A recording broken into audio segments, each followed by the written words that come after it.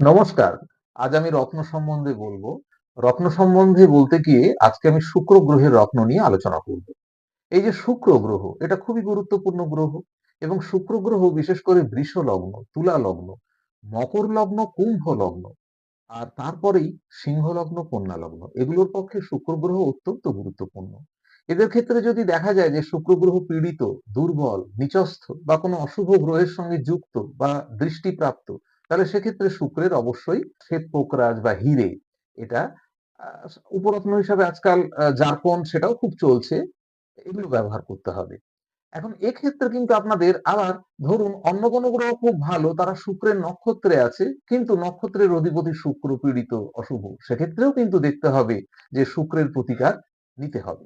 এবং শুক্রের প্রতিকার নিতে গেলে কি রঙের আমি জারকন পরবো বা কতটা পরবো বা আদৌ জারকনে হবে না শ্বেত পোকরাজ লাগবে বা হিরে হলে সেটা 30 থেকে 35 সেন্ট না 45 সেন্ট 40 সেন্টের ওপরে, এটা কিন্তু ভালোভাবে বিচার করতে হবে। আমাদের সঙ্গে যোগাযোগ করতে পারেন, আমরা আপনাদের সাহায্য করব, যাতে অযথা আপনারা কনফিউজড না হন, বিভ্রান্ত না হন এবং আপনাদের টাকা পয়সা যাতে অযথা খরচা না হয়। নমস্কার।